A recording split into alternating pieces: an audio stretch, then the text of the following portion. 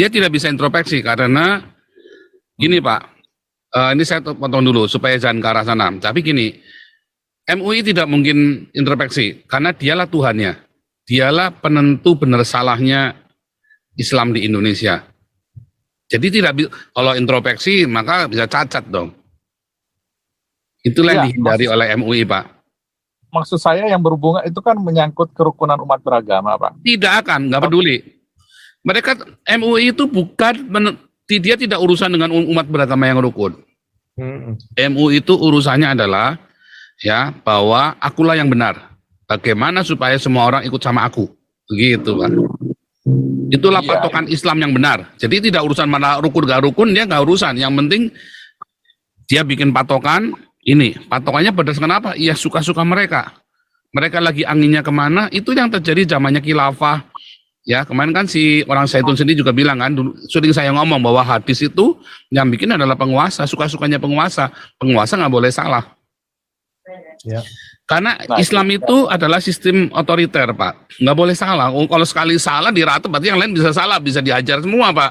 Kalau MUI introspeksi, Pak, wah, berarti itu kayak timbangan, ya. Anda timbangan kalibrasinya saja sudah salah, yang alat yang buat kalibrasi. Nah, itu sama seperti itu, Pak. Nggak bisa salah semua, Pak. Nggak boleh, Pak. MUI tidak boleh salah, Pak. Tidak boleh. Memang tidak boleh. Sama seperti Vatikan tidak boleh salah. Punya nyali, itu yang penting punya nyali nggak si Panji Gumilang ini? Oh, dia bisa hilang semuanya. Salah-salah dia bisa dihukum mati loh. Iya, benar. Serius. Kalau saya sudah seusia Panji Gumilang, oh saya kan habis-habisan. Ya, konfrontasi, Pak. Iya. Sekarang usia saya segini saja, dengan cuman saya ini siapa sih? Saya saja udah bikin ruwet Indonesia kok. Bikin ruwet Wapres kok. Apalagi saya punya dana sebanyak Panji Gumilang, bisa kelar itu Indonesia. Kalau saya jadi Panji Gumilang, saya bikin kelar itu MUI. Habis-habisan saya mati atau kamu mati, udah begitu aja. Saya melihat Panji Gumilang itu cukup berani, Pak, ya, dengan menyatakan bahwa MUI tidak berakhlak. Supaya lega. Oke, kita lanjut dulu deh. iPhone. Halo, salam Pak Paul. Ya, salam. Ya, salam. Saya mungkin agak lebih singkat aja ya. Saya sudah mendengarkan Pak Paul, Pak Robert, Pak yang terakhir siapa tadi? Aduh, namanya Gregorius. Iya. Ya, setuju semuanya dengan pendapat semuanya ya. Memang MUI itu yang kerok sih Pak, yang kerok dari semuanya ya. Kalau kita lihat semenjak reformasi ini ya, itu memang makin ini Pak ya, makin luasa gitu ya Pak ya, karena pemerintah itu tidak ikut campur lagi. Nggak, waktu zaman Orba kan benar-benar dikontrol. Kalau sekarang kan bebas ya, apalagi semenjak Presiden Megawati itu dia menggandeng Hamzahas ya, terus juga dilanjutkan oleh SBY masih mending, tapi menurut saya juga SBY juga enggak terlalu melonggarkan, membebaskan Islam juga untuk berkembang gitu. Buktinya FPI kan bebaskan waktu zaman SBY ya.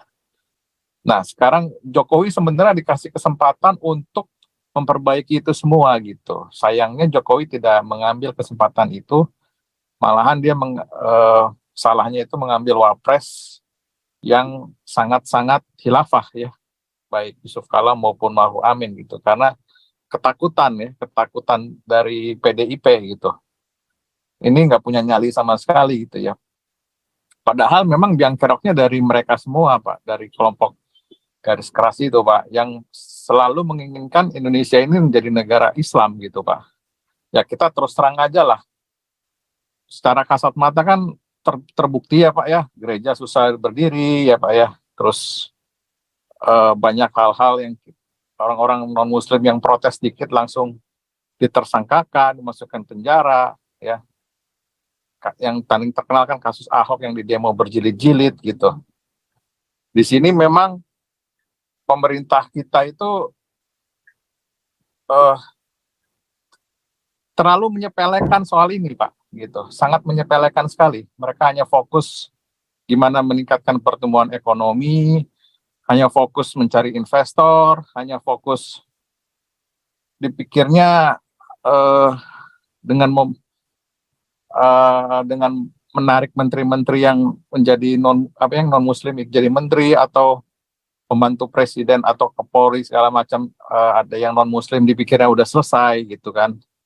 Padahal bukan itu masalahnya. Masalahnya adalah kelompok mayoritas yang MUI ini ingin menguasai semuanya gitu. Ingin mengatur segala macam hal-hal yang terjadi di Indonesia, terutama soal politik. Jadi seharusnya MUI ini kan ngurusin agama saja. Kenapa dia ikut campur soal politik ya Pak ya? Ikut campur, pemimpin Indonesia harus Islam misalnya kan, ya, mereka ikut campur ya kan, dengan waktu kasus Ahok itu. Belum lagi masalah-masalah yang lain ya kan. Padahal kalau dia berpikir Pancasila ya, ketika ada minoritas yang merasa terganggu gitu ya, ada yang protes dikit, kasus Meliana, proses TOA gitu, masjid gitu. Tapi sepertinya tidak ini ya, tidak humble gitu, tidak humble dan tidak mau introspeksi diri gitu Pak ya. Nah demikian pula mungkin Pak. Ya. Nggak mungkin. Dia tidak bisa introspeksi karena gini Pak. Ini saya potong dulu supaya jangan ke arah sana. Tapi gini, MUI tidak mungkin introspeksi karena dialah Tuhannya. Dialah penentu benar salahnya Islam di Indonesia. Jadi kalau introspeksi maka bisa cacat dong. Itulah yang dihindari oleh MUI Pak. Maksud saya yang berhubungan itu kan menyangkut kerukunan umat beragama Pak. Tidak akan, nggak peduli. Mereka MUI itu dia tidak urusan dengan umat beragama yang rukun. MUI itu urusannya adalah ya bahwa akulah yang benar. Bagaimana supaya semua orang ikut sama aku, begitu Pak. Itulah patokan Islam yang benar. Jadi tidak urusan mana rukun gak rukun, dia nggak urusan. Yang penting dia bikin patokan ini. Patokannya berdasarkan apa? Ya suka-suka mereka. Mereka lagi anginnya kemana? Itu yang terjadi zamannya khilafah. Ya kemarin kan si orang Zaitun sendiri juga bilang kan, dulu sering saya ngomong bahwa hadis itu yang bikin adalah penguasa, suka-sukanya penguasa. Penguasa nggak boleh salah. Ya. Karena Islam itu adalah sistem otoriter Pak, nggak boleh salah. Kalau sekali salah dirata, berarti yang lain bisa salah, bisa diajar semua Pak. Kalau MUI introspeksi Pak, wah berarti itu kayak timbangan, ya Anda timbangan kalibrasinya saja sudah salah, yang alat yang buat kalibrasi. Nah itu sama seperti itu Pak, nggak bisa salah semua Pak, nggak boleh Pak. MUI tidak boleh salah Pak, tidak boleh. Memang tidak boleh, sama seperti Vatikan tidak boleh salah, ya kan? Vatikan tidak akan meralat kebijakannya, Pak. Vatikan nggak boleh salah, Pak. Itu sama, agama itu begitu, Pak. Nah, itulah ya. Itu bedanya beda dengan makanya orang Kristen Protestan menolak ada satu lembaga khusus yang menentukan benar salah. Nggak boleh, makanya banyak ininya kan, sinodenya kan. Nah, MUI itu adalah seperti itu, dia tidak boleh salah. Kalau salah, ya bisa bubar semua, Pak. Nah, itu, Pak. Ya, ini kayak contoh yang ada teroris lah, oknum-oknum teroris di dalam organisasi beliau, ya kan. Itu kan harusnya jadi pembelajaran bagi mereka, gitu kan. Tapi mereka seperti tidak tahu malu, gitu, kalau menurut saya, ya. Gitu. Jadi karena ini dogma Pak, ini di sini kan dogma agama Pak. Jadi kalau itu dia teroris, iya Pak. Jadi teroris ini dianggap benar karena agama kan gimana? Iman itu diakui sebagai kebenarannya mutlak, jadi nggak mungkin bisa salah. Jadi kalaupun ada orang melakukan terorisme dengan atas nama agama, itu tetap dibenarkan walaupun tindakannya melanggar HAM. Karena agama kan ya itu hukumnya nggak bisa dianggap salah, jadi apa nggak boleh salah dan tidak boleh salah. Nah kalau salah orang nggak percaya agamanya lagi kan gitu. Kalau salah kan gitu. Itu mesti ngerti ya, ketika kita bicara MUI, ketika kita bicara Islam dan MUI, ya kita harus ngerti konsep itu loh. Kalau enggak kita nggak akan bisa masuk ke sana. Itu yang banyak orang nggak ngerti ya. Ini makanya hari ini ya saya buka. Itu banyak orang nggak ngerti. Itu saya ngerti sejak saya kuliah S1 ya. Kumpulannya saya itu ya sama Arif Budiman, Jos Adi Condro, Ariel sama masing-masing mereka ya. Saya itu baru mengerti itu lah ya konsep di dalam MUI, di dalam agama itu ya, bahwa MUI tidak boleh salah. Itu benerannya. Itu benerannya, Anda baru tahu kan? Jadi MUI nggak ada kata introspeksi, itu nggak ada. Mana ada coba? Ya mohon sekiranya MUI introspeksi, nggak akan pemerintah berani ngomong begitu. Nggak akan pemerintah berani ngomong begitu. Nggak boleh, Pak. Indonesia tidak akan pernah menjadi negara maju, Pak. Indonesia malahan itu cerita lain Indonesia itu ketolong dengan sumber daya alamnya saja, Pak. Kalau sumber daya alamnya tidak ada, Indonesia udah kayak Taliban atau mungkin Afghanistan atau kayak Suriah, Pak, yang udah Irak udah porak-poranda seperti itu, saya yakin, Pak. Gitu sih, Pak. Kalau Indonesia masih didrive oleh MUI, di mana pemerintahnya juga penakut, ya kan? Apa-apa harus mengikuti syariat. Ya bubar, nah, itu tadi Pak, bubar Pak, makanya tadi benar MUI bubar, kalau enggak 2024 Indonesia yang bubar tuh. Sekarang coba Anda pikir ya, Wapres ini sekarang 2 minggu ngapain tuh di sana di Papua? Itu Wapres itu tiap hari pakai sarung ngapain itu, Pak? Kalau Wapres mah tiap hari pakai sarung karena sunat tiap hari. Enggak, ini sekarang Wapres ini sekarang di Papua lagi ngapain? Pada mikir nggak tuh Wapres 2 minggu di Papua ngapain? Ya mungkin sunat, Pak. Bukan agama. Itu jahatnya Maruf Amin itu orang tidak memantau kegiatan dia itu. Tiap hari dia di Papua, dia keruki itu emas-emas di Papua dan dia adu domba. Ya memang begitu, Pak. Makanya dia diambil alih Papua sama dia. Dia minta Jokowi supaya lepasin urusan Papua, kasih ke dia yang ngurusin. Karena berebut kekuasaan, Pak, dia, Pak. Karena si Maruf Amin ini dia mau kuasain Papua, dia mau kuasain emasnya. Nah, itu dia, Pak. Serius ya, ini info A1, jangan ngomong enggak. Siapa boleh ngadep ke saya sini kalau nggak terima? Ya benar. Ini info A1 ini. Ya agree. Saya nggak main-main ya. Ini info A1 nih, Wapres ini Pak. Itu Papua, masih diambil buat dia, buat Islam, buat MUI itu. Karena kan memang dari dulu selalu begitu, Pak. Kalau negara kita bisa memisahkan antara agama dengan politik yang benar sesuai dengan ajaran Pancasila, kita sudah maju, Pak. Nyataannya kan masih mau berkuasa itu tokoh-tokoh agama sampai hari ini. Ya, Maruf Amin dan teman-teman. Makanya kan kalau menurut saya, Pak, sekarang ini satu-satunya jalan ya Jokowi harus take over semuanya. Jokowi harus cawe-cawe. Berani nggak? Punya nyali nggak? Bisa, Pak. Kalau Jokowi take over, ini, Pak, elektabilitasnya turun, Pak. Itu makanya punya nyali nggak? Nah, itu aja pertanyaan kalau punya nyali seharusnya kan Jokowi nggak mungkin dipilih ketiga. Iya. Kalau tapi dia kan punya ganjar, nyali Pak. seharusnya dia taruhan sekarang, ceder, udah kan? Cuman kesalahan Jokowi dia bikin dinasti. Nah, itu dia, Pak. Anaknya ada di politik juga, dia masih jaga anaknya. Itu repotnya. Kalau Gus Dur enggak, anaknya nggak ada yang masuk. Makanya Gus Dur habis-habisan ceder. Jadi itu. Sekali lagi ada orang kayak Gus Dur di Indonesia, makmur Indonesia. Ya Panji Gumilang, Pak, Gus Durnya, Pak. Nah, ya itu. Gus Dur baru ya Panji Gumilang. Ya Panji Gumilang. Panji Gumilang sama Budi Sakur. Kalau menurut saya, ya kan, salah satu cara mungkin sekarang ini ya reshuffle itu si Mahfud MD, Pak, ganti Muldoko. Ya stop itu kriminalisasi ke Panji Gumilang. Ya nggak bisa, susah. Kalau nggak kan itu kan bukan wewenang kita. Yang paling mungkin kita bikin gimana caranya kita dukung Al Zaitun supaya bikin ruwet MUI dibubarkan. Itu yang paling itu lebih mungkin daripada ganti Muldoko. Gantikan si ganti Muldoko. Bagaimana kita dukung Al Zaitun supaya dia kubrak itu ya dengan segenap kekuatannya dia ya seperti perang itu tadi, perang Badar itu, kalau dia perang tawuran bener habis-habisan kayak perang itu puputan di Bali. Berani nggak tuh Panji Gumilang puputan di Bali gitu?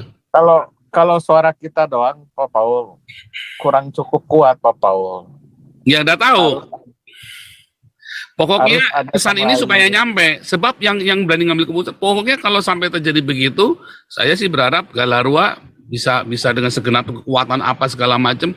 Saya bilang ya, ini channel ini akan kita gunakan buat dukung Panji Gumilang. Kalau Panji Karena Gumilang berani Pak puputan Paul. Bali itu ya, berani puputan Bali begitu habis-habisan ngelawan MUI, wah kita akan dukung terus tuh. Kita akan suarakan Pak terus. Paul, suka nggak suka, saya perhatikan sekarang yang Panji Gumilang itu tidak ada partai politik atau organisasi lain yang mendukung beliau gitu loh Pak Paul. Nah, ini Tapi mungkin. jangan salah Pak, Panji Gumilang belakangnya banyak politikus Pak. Ya, Dia jadi kan- begini, dia memang tidak punya partai politik, Hanya gitu tapi ini kan kan, bisa jadi presiden. Cuman Ini bisa jadi presiden di Indonesia, bagaimana seseorang yang tidak punya partai politik, dia menggunakan partai-partai politik dan channel-channelnya untuk perang puputan, ngelawan MUI yang sudah menjadi, MUI ini kan sudah menjadi pemerintahnya Indonesia. Berani enggak? Punya nyali, itu yang penting punya nyali enggak si Panji Gumilang ini? Oh dia bisa hilang semuanya, salah-salah dia bisa dihukum mati loh. Iya, benar. Serius? Kalau saya sudah seusia Panji Gumilang, oh saya kan habis-habisan. Ya, konfrontasi Pak. Iya. Sekarang usia saya segini saja, dengan cuman saya ini siapa sih? Saya saja udah bikin ruwet Indonesia kok, bikin ruwet Wapres kok. Apalagi saya punya dana sebanyak Panji Gumilang, bisa kelar itu Indonesia. Kalau saya jadi Panji Gumilang, saya bikin kelar itu MUI. Habis-habisan saya mati atau kamu mati, udah begitu aja. Saya melihat Panji Gumilang itu cukup berani Pak ya, dengan menyatakan bahwa MUI tidak berakhlak itu sesuatu keberanian dari seorang pemimpin. Beda Pak, menyampaikan sesuatu itu butuh nyali dan mempertanggungjawabkannya ya. Menyampaikan dengan dia menghadapi semua cerita itu beda. Tetapi ini adalah melawan loh Pak. Ini bukan defense loh Pak. Bukan, ya. Lawan Karena MUI secara itu bukan politik defense loh Pak. Kalau sekarang ini Panji Gumilang defense. Ya, sekarang dia berani nge-attack. Nah, Nggak boleh, itu butuh nyali Pak. Iya Pak, nggak boleh justru hanya yang itu defense, berat, Pak. Karena kalau kita defense, nggak akan kita bisa memberikan sesuatu apa kita kuat atau tidak. Jadi mesti ofensif juga. Jadi maksud saya dengan menyerang MUI itu adalah tindakan ofensif Pak. Jadi bukan hanya defense. Nggak bisa cuma defense. Sekarang Panji Gumilang defense statusnya Pak. Karena mungkin lebih harus tinggi Pak lawan. posisinya. Jadi Panji Gumilang ini ditekan. Yang seharusnya dilakukan adalah justru Panji yang menekan MUI. Ya, idealnya begitu Pak. Idealnya begitu dengan segala kekuatan politik yang dia miliki. Nah iya Pak. Kalau perlu ya satu-satu dia invest satu ya sama intelijen. Itu semua peti MUI dibuka satu-satu skandalnya habis semua rontokin satu-satu. Oh enggak, semua ketokan ya kepala saya. Semua pengurus MUI semua punya skandal. Ya, Oh mereka bangsat semua kok. ya. Sampai label Mereka halal. lagi- Oke, kita Pak. merayakan Jangan hari ini 2K lagi ya. Kita merayakan setelah 6 bulan kita nggak mencapai 2K, hari ini kita 2K lagi live viewernya. luar biasa Pak.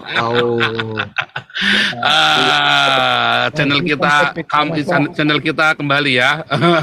Rame lagi. Oke, lanjut lagi. Siapa lagi tadi? Lanjut terus dong tadi. Kau bilang kau menang debat lawan domba yang sesat. Kau bilang banyak yang tobat.